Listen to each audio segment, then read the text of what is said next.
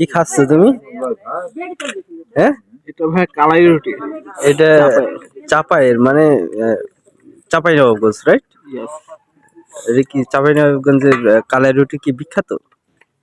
মনে হয়, কারণ এখানে আশেপাশে সবাই দেখি কালাই রুটি খায়। হুম, আচ্ছা, ভাবিরাও বানাচ্ছে কালাই রুটি, তাই না?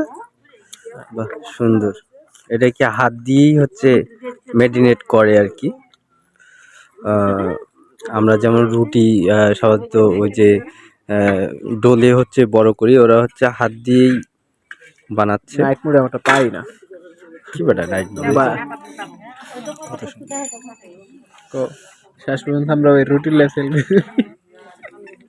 এটা হতেই পারে স্বাভাবিক, কারণ যেটা আমরা কখনো খাই নাই, ফার্স্ট টাইম খাচ্ছি। সো এটা মজা। এটা হচ্ছে খাওয়ার নিয়মটা হচ্ছে রুটি দিয়ে ভর্তা দিয়ে খাইতে হয়। যে কোনো ভর্তা দিয়ে আপনারা খাইতে পারবেন। ভর্তাটা একটু ঝাল হতে হবে। ফলোয়ার কত ভাই? হ্যাঁ, সো আপনারা যখন চাঁপাইনবাবগঞ্জ আসবেন, অবশ্যই আপনারা হচ্ছে কালাই রুটিটা হচ্ছে ট্রাই করে দেখবেন। কালাই রুটিটা এখানকার অনেক মজা আর অনেক বিখ্যাত। ঠিক আছে, আমাদের এই যে ভাবিরা বানিয়ে দিচ্ছে, আমরা খাচ্ছি।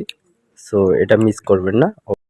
এই কালাই রুটি অনেক হেলদি একটা খাবার। এটা আপনি ২টা যদি খান, সারাদিনে হচ্ছে আপনার ভাত খেতে হবে না। এটা মানে পুরো পেট ভরে যায় একেবারে। আমরা আসলাম বেসিক্যালি হচ্ছে চাঁপাইনবাবগঞ্জ। চাঁপাইনবাবগঞ্জ অবশ্য গ্রামটা অনেক সুন্দর। অনেক সুন্দর পরিবেশ, কুয়াশায় ঢাকা। আর শীতকালে তো দেখতে অনেক দূর পর্যন্ত দেখা যায় না, বাট যতটুকু দেখা যায় অনেক সুন্দর দেখা যায়। আঙ্কেলরা ধান কাটতেছিল আর হচ্ছে গল্প করতেছিল। ঠিক আছে, কার মেয়েকে বিয়ে দিবি তা নিয়ে গল্প করতেছিল। গ্রামে অবশ্যই এসব কথা নিয়ে আলাপ আলোচনা হয়, কার বিয়ে কোথায় হবে না হবে, এই আর কি।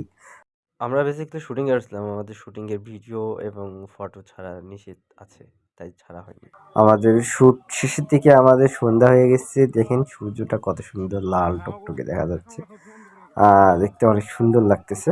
এইভাবে কখনো সূর্য আর কি দেখা হয় না ঢাকা শহরে। ঢাকা শহরে খুব কম দেখা যায়, কিন্তু গ্রামে গেলে অবশ্যই দেখা যায়। ওকে, আল্লাহ হাফেজ, ভালো থাকবেন।